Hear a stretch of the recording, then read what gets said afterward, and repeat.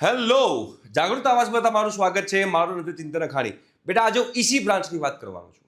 EC બ્રાન્ચમાં admission લેવાય કે નહીં, કોને લેવાય, કોમ્પ્યુટર આઈટીમાં જવું તો ઈસીમાં જઈ શકે ના જઈ શકે, બંને ઇન્ટરનેટેડ છે કે નહીં, એ બધી વસ્તુનું તમને લોકોને A to Z ઇન્ફોર્મેશન તમને લોકોને આજના વિડીયોમાં મળી જશે ભાઈ. તો ધ્યાનથી આખો વિડીયો સમજી લેજો. અને બેટા તમારે એડમિશનની બધી ઇન્ફોર્મેશન A to Z જોઈતી હોય ફ્રી ઓફ કોસ્ટ તો બેટા ડિસ્ક્રિપ્શન બોક્સમાં વોટ્સએપ ગ્રુપની લિંક છે, એમાં તમે લોકો જોડાઈ શકો છો. ઈસી ઇલેક્ટ્રોનિક્સ એન્ડ કોમ્યુનિકેશન ઘણી જગ્યાએ ઈસી કહેવાતું હોય, ઘણી જગ્યાએ ઈ કહેવાતું હોય ઇલેક્ટ્રોનિક્સ એન્ડ એન્જિનિયરિંગ, ઘણી જગ્યાએ ઈસીઈ કહેવાતું હોય એટલે કે ઇલેક્ટ્રોનિક્સ એન્ડ કમ્યુનિકેશન એન્જિનિયરિંગ. ઘણા બધા સ્ટુડન્ટ્સને પેરેન્ટ્સને અમે મળતા હોઈએ છીએ પર્સનલી, ત્યારે એ લોકો એવું કહેતા હોય છે કે સર ઈસીમાં તો અત્યારે ના જવાય ને, મંદી છે ને. તો આપણે એ વસ્તુ સમજવાનો પ્રયત્ન કરીશું અને એકચ્યુઅલી ઈસી છે શું એ પણ આપણે સમજવાનો પ્રયત્ન કરીશું. તો બેટા ઈસી એટલે જનરલી એકદમ દેશી ભાષામાં બેટા કહું તો કહેવાય હાઉ ઇલેક્ટ્રોનિક ડિવાઇસ વર્ક અને હાઉ કોમ્યુનિકેશન હેપન્સ. એટલે આપણો જે બી ઇલેક્ટ્રોનિક ડિવાઇસ છે, તમારી જોડે મોબાઈલ છે, લેપટોપ છે, ટેબ્લેટ છે, આઈપેડ છે, રાઈટ, તમારા ઘરમાં જે પણ ઇલેક્ટ્રોનિક ડિવાઇસ છે એ કેવી રીતે વર્ક કરે છે, કેવી રીતે બને છે, એની અંદરની ચિપ, એની અંદરની સર્કિટ, એ બધું કેવી રીતે બને છે અને કોમ્યુનિકેશન કેવી રીતે થાય છે. કોમ્યુનિકેશન તમે મોબાઈલથી કરતા હો કે ઇન્ટરનેટથી કરતા હો, આ બધી વસ્તુ જે છે એ ઈસી બ્રાન્ચની અંદર આવતી હોય છે. તો એમાં જનરલી આપણે 3 પાર્ટમાં આપણું જે ઈસી જે છે એ વહેંચાયેલું છે. સૌથી પહેલા છે બેટા ડિઝાઇનિંગ ઇલેક્ટ્રોનિક સર્કિટ. આ હાર્ડવેર પાર્ટ થઈ ગયો કહેવાય કે તમારે સર્કિટને ડિઝાઇન કરવાની હોય છે. Building the hardware inside phones, TVs, radios and કોમ્પ્યુટરની અંદર જે સર્કિટ હોય છે એ બનાવવાનું આવે એ ઈસીનો એક પાર્ટ છે. એના પછી પ્રોસેસિંગ સિગ્નલ, જે સિગ્નલ છે એને આપણે પ્રોસેસ કરવાના છે. Working with audio, video and data, making them clear and faster. તમારે જે પણ સિગ્નલ મોકલવાના છે ક્લિયર અને ફાસ્ટ સિગ્નલ મોકલાય એ પણ ઈસીની અંદર આવે. અને ટ્રાન્સમિટિંગ ઇન્ફોર્મેશન, તમારી ઇન્ફોર્મેશન બેટા એક જગ્યાએથી બીજી જગ્યાએ જે ટ્રાન્સફર કરવાની હોય, ઇન્ફોર્મેશન મતલબ કે કોઈ પણ ડેટા હોય, તમારી વાતચીત હોય, ઓડિયો હોય, વિડીયો હોય, કંઈ પણ વસ્તુ હોઈ શકે છે. ઇન શોર્ટ તમારે લોકોએ ઇન્ફોર્મેશન એક જગ્યાએથી બીજી જગ્યાએ ટ્રાન્સફર કરવાની હોય છે. ફોર એક્ઝામ્પલ અત્યારે હું તમને વિડીયો બનાવી રહ્યો છું તો હું તમને ઇન્ફોર્મેશન ટ્રાન્સફર કરી રહ્યો છું. તો આ ઇન્ફોર્મેશન ટ્રાન્સફર કરી રહ્યો છું that is because of EC. એમાં કોમ્પ્યુટર આઈટી પણ આવેલું છે, પણ ઈસી પણ એની અંદર એટલો જ અગત્યનો ભાગ ભજવે છે બિકોઝ એમાં ઇન્ટરનેટ પણ છે, રાઈટ, નેટવર્કિંગ પણ છે એના માટે. તો જનરલી બેટા આ 3 પાર્ટમાં જે છે એ આપણું ઈસી જે છે ડિવાઈડ થયેલું હોય છે. એના સૌથી ઇમ્પોર્ટન્ટ સબ્જેક્ટ્સ કયા છે તો બેઝિક ઇલેક્ટ્રોનિક્સ આવે, નેટવર્ક થિયરી આવે, ડિજિટલ ઇલેક્ટ્રોનિક્સ આવે, કમ્યુનિકેશન સિસ્ટમ આવે, માઇક્રો પ્રોસેસર આવે, સિગ્નલ્સ એન્ડ સિસ્ટમ્સ આવે, VLSI આવે for chip designing, wireless communication જે છે આ બધા એના કોર સબ્જેક્ટ થયા કહેવાય. આ ઈસીના કોર સબ્જેક્ટ છે. જે લોકોને ઈસીમાં આગળ વધવું હોય અને આ બધા સબ્જેક્ટ્સમાં મજા આવતી હોવી જોઈએ, અને આ બધા સબ્જેક્ટમાં મજા લાવવા માટે તમારા લોકોને પેલા 12થનું ફિઝિક્સ તમારું સ્ટ્રોંગ હોવું જોઈએ. જે લોકોનું 12થનું ફિઝિક્સ સ્ટ્રોંગ હશે એ લોકોને આ બધા સબ્જેક્ટ્સમાં મજા આવશે. બીજી વસ્તુ, મેથ્સ તો આવવાનું જ છે. મેથ્સમાં કેલ્ક્યુલસ છે, રાઈટ, પ્રોબેબિલિટી સ્ટેટિસ્ટિક્સ છે, ડિસ્ક્રીટ મેથેમેટિક્સ છે. આ બધા સબ્જેક્ટ જે છે એ પણ તમારા લોકો ઈસીની અંદર આવતા હોય છે.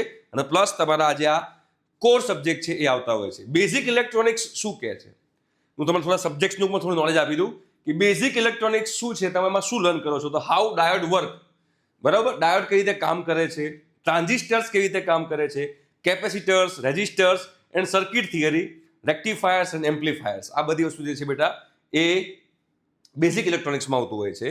મોબાઈલ ફોન્સમાં કામ આવે અને પ્રેક્ટિકલ લાઈફ શું છે, mobile phones, chargers, television, radio, power supplies, right, LED lights, sensors and સ્વિચીસ.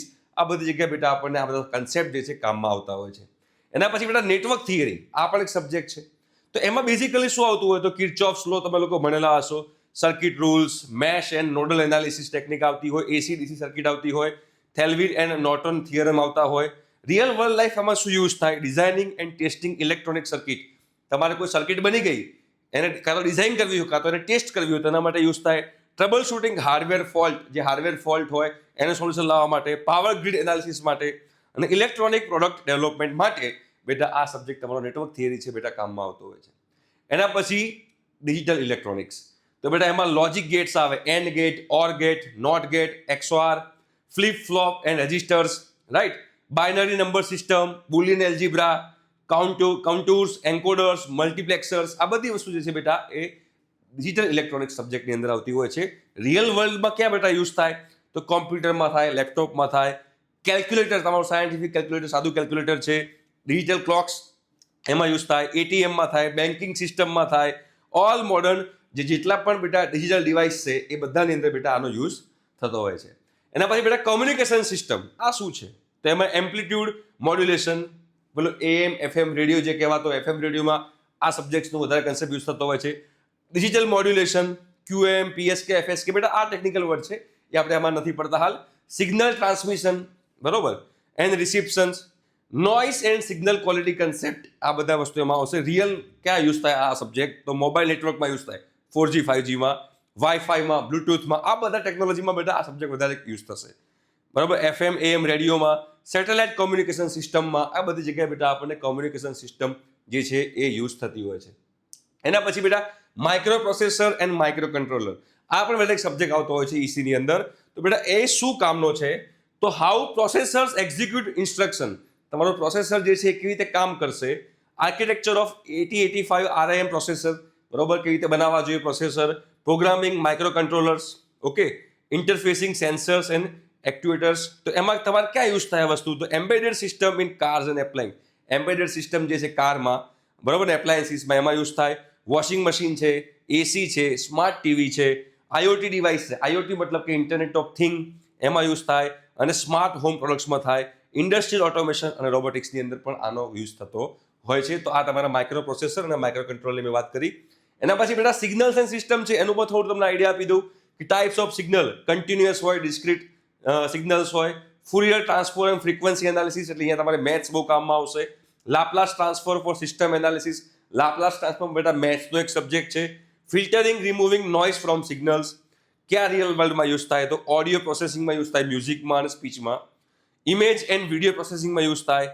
Medical signal પ્રોસેસિંગમાં યુઝ થાય. અને રડાર એન્ડ સોનાર સિસ્ટમમાં યુઝ થાય. સોનાર સિસ્ટમ કદાચ તમને ખ્યાલ ના હોય, સોનાર સિસ્ટમ મતલબ કે તમે દરિયાની અંદર, દરિયામાં, પાણીમાં કોઈ વસ્તુ ડિટેક્ટ કરવી હોય તો બેટા સોનાર સિસ્ટમનો એની અંદર યુઝ થતો હોય છે, રાઈટ. પછી VLSI છે, આ તો બહુ જ વાસ્ટ સબ્જેક્ટ છે, બટ તમને શોર્ટ ટર્મમાં બતાવી દઉં. વેરી લાર્જ સ્કેલ ઇન્ટિગ્રેશન જે છે એની તો DAICTમાં અલગથી બ્રાન્ચ છે, પણ જો કે ECની જ એક સબ બ્રાન્ચ કહી શકીએ આપણે આને. તો CMOS સર્કિટ ડિઝાઇન થાય, principal logic synthesis and layout design આની અંદર આવે. હાર્ડવેર ડિસ્ક્રિપ્શન આવે, આમાં મોસ્ટ ઓફ હાર્ડવેર સોફ્ટવેર, આની અંદર કોડિંગ પણ આવે. C લેંગ્વેજ તમને આવડતી હોય, C++ આવડતી હોય, તમારા માટે આ ફિલ્ડ બહુ જોરદાર છે. Fabrication process of semiconductor and chips, એ બધી વસ્તુ બેટા આની અંદર આવશે. રિયલ વર્લ્ડમાં મોબાઈલ ફોનની અંદર મોબાઈલ ફોન પ્રોસેસર્સ છે એની અંદર યુઝ થાય. ગ્રાફિક્સ કાર્ડમાં યુઝ થાય. સ્પેસ એન્ડ ડિફેન્સ ચિપ મેન્યુફેક્ચરિંગમાં યુઝ થાય. કોમ્પ્યુટર મેમરી, રેમ અને ફ્લેશની અંદર બેટા આ વસ્તુ, આ સબ્જેક્ટ જે છે એ યુઝ થતો હોય છે. વાયરલેસ કોમ્યુનિકેશન બી આની અંદર આવી ગયું બેટા, ECમાં તમે હોય તો. 4G LTE and 5G NR architecture એમાં યુઝ થાય, બરોબર છે. Multiple access techniques, OFDM, MIMO, આ બધી વસ્તુના ટેકનિકલ સાઇડ છે, તમને ઉપરથી થોડું નોલેજ આપવાનો ટ્રાય કરીશ. ટેલિકોમ કંપનીઝ જે જીઓ છે, એરટેલ છે, આ બધી કંપનીમાં વાયરલેસ કોમ્યુનિકેશનનો બહુ યુઝ થતો હોય છે. Cellular base station, wifi router design, satellite internet, આ બધી વસ્તુ આની અંદર આવે. એટલે ઇન શોર્ટ તમને ખબર પડી ગઈ હશે કે વોટ ઇઝ EC, બરોબર. આટલા સબ્જેક્ટ ઉજવવાથી આપણને ખબર પડી જાય.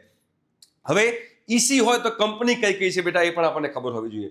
તો બેટા રિલાયન્સ ઇન્ડસ્ટ્રીઝ છે, લાર્સન એન્ડ ટુબ્રો છે, અદાણી ગ્રુપ છે, ISRO છે, DRDO છે, એ બધામાં તમે લોકો બેટા જોબ લઈ શકો છો. ઇવન તમે IT કંપનીમાં પણ જોબ લઈ શકો છો. ECના સ્ટુડન્ટ જે છે બેટા, તમારે જો ECમાં એડમિશન લીધું હોય અને તમારે જો ITમાં શિફ્ટ થવું હોય તો તમે એમાં પણ શિફ્ટ થઈ શકો છો. કેવી રીતે? તમારે બેટા કોડિંગ શીખી લેવાનું સાથે સાથે. ઘણા બધા સ્ટુડન્ટ્સ આવું કરતા હોય છે, EC જોડે કોડિંગ શીખતા હોય છે. અને તમે EC જોડે કોડિંગ શીખો એટલે તમારી બ્રાન્ચ કહેવાય ICT, information and communication technology, right. તો તમે EC કરીને કોડિંગ શીખીને Infosys, Wipro, HCL, TCS, Cognizant, Google, Amazon, Flipkart, આ બધી કંપનીમાં તમે લોકો જોબ લઈ શકો છો, right. As an EC student પણ તમે લોકો કોડિંગ ફિલ્ડમાં આગળ વધી શકો છો. બિલકુલ તમારે બેટા ચિંતા કરવાની જરૂર નથી. પ્લેસમેન્ટ કેટલું છે? ગવર્મેન્ટ કોલેજમાં બેટા તમે ECમાં કોઈ ગવર્મેન્ટ, સારી ગવર્મેન્ટ કોલેજ હોય તો 3 લાખથી 6 લાખનું હોય. સારી પ્રાઇવેટ કોલેજમાં બેટા 2.5 લાખથી 5 લાખનું હોય. તમારી પાસે જોરદાર EC બી કર્યું છે અને જોરદાર કોડિંગ સ્કિલ પર તમે કરો છો, તમે કોડિંગ પણ શીખો છો, તો 8 લાખ કરતાં વધારે પેકેજ મળે. અને ટોપ કોલેજીસની અંદર બેટા 20-20 લાખના પેકેજ તમને મળી શકે છે ECની અંદર, બરોબર. તો ECમાં તમારે હાઈ પેકેજ જોઈતું હોય તો બે વસ્તુ કરી શકાય, કાં તો કોલેજ બહુ જોરદાર લેવાની, યા તો EC જોડે તમારે કોડિંગ શીખી લેવાનું. આ તમે કરો તો તમને લોકોને સારા પેકેજ બેટા મળી શકે છે. Okay, choose EC. EC ક્યારે લેવાય અને EC ક્યારે ન લેવાય? પહેલી વસ્તુ કે are fascinating by electronic and gadget. તમને ઇલેક્ટ્રોનિક ગેજેટ્સ તમને બહુ ગમતા હોય તો તમે બેટા ઈસી લઈ શકો છો. તમને ફિઝિક્સ બહુ ગમતું હોય 12થનું, તમે ઈસી લઈ શકો છો. મેથેમેટિક્સ ગમતું હોય તમારે ઈસી લેવાય. બરાબર. ટેકનિકલ સબ્જેક્ટ ડેપ્થમાં ભણવા હોય, રિસર્ચ ઓરિએન્ટેડ તમે લોકો હોવ, તમે લોકો લઈ શકો છો. Open to learning program and coding, એને તમે હોવ કોડિંગ શીખવા માટે તમે લોકો લઈ શકો છો. રાઈટ. ટેલિકોમ કંપનીમાં આઈઓટીમાં કામ કરવું હોય તમે લોકો લઈ શકો છો. મેથ્સ ના ગમતું તો ના લેતા, ફિઝિક્સ ના ગમતું તો ના લેતા. ઇઝી એન્જિનિયરિંગ બ્રાન્ચ નથી. This is not easy branch. બરોબર. હાર્ડવર્ક કરવું પડશે. Not willing to do technical or coding work, ના કરવું હોય તો ના લેતા. Prefer management or non technical roles, તમારે નોન ટેક રોલમાં જુઓ તો પણ ના કરતા. અને want guaranteed core job without effort, કોઈ એફર્ટ નાખ્યા વગર જોબ જોઈતી હોય તો પણ તમે લોકો બેટા ના કરતા, તકલીફ પડી જશે. રાઈટ. તો role of coding in EC engineering, તમે કોડિંગ કરશો તો પણ તમે બેટા ઈસીમાં આગળ વધી શકો છો. કોડિંગ કરશો બેટા તમે લોકો તો તમે એમ્બેડેડ સિસ્ટમમાં જઈ શકો છો, કોમ્યુનિકેશન સિસ્ટમમાં, આઈટી કંપનીમાં તમે જઈ શકો છો. તમારે કઈ કઈ લેંગ્વેજ શીખી લેવાની? સી લેંગ્વેજ છે, પાયથન છે, C++, જાવા, VHDL, વેરીલોગ સિસ્ટમ જે છે, વેરીલોગ સિસ્ટમ બેટા તમારે VLSIમાં ખાસ કામમાં આવશે, તો એ તમે કરી શકો છો. Without coding EC opportunity becomes very limited. તમે કોડિંગ કરશો તો તમારી ઓપોર્ચ્યુનિટી વધી જશે. કોડિંગ નહીં કરું તો ઓપોર્ચ્યુનિટી તમારી બેટા ઓછી રહેશે. એ આપણને બેટા ખબર હોવી જરૂરી છે. રાઈટ. ફાઇનલ શું છે? Reality check. તો ઈસી ઇઝ કન્સેપ્ટ હેવી છે, ટફ છે. Core EC jobs are fewer. Core EC વાળા જોબ ઓછી છે, જોડે કોડિંગ શીખશો તો વાંધો નહીં આવે. IT jobs are the majority path. ઘણા બધા છોકરાઓ આવું જ કરતા હોય છે. ઈસી કરીને તમે લોકો આઈટીમાં જઈ શકો છો. ઈસી પ્લસ કોડિંગ બહુ જ પાવરફુલ કહેવાશે. બરોબર. ઇન્ટરેસ્ટ એન્ડ એફર્ટ એ બહુ જ ઇમ્પોર્ટન્ટ છે. અને ટોપ પરફોર્મન્સ ઓલવેઝ વિન. મહેનત તો કરવી જ પડશે. આટલું તમે કરશો તમને વાંધો આવશે નહીં. If you like electronics and are ready to learn coding, EC can give you great opportunity. બરાબર. તમને બેટા ઓપોર્ચ્યુનિટી જોરદાર મળશે કે તમે લોકો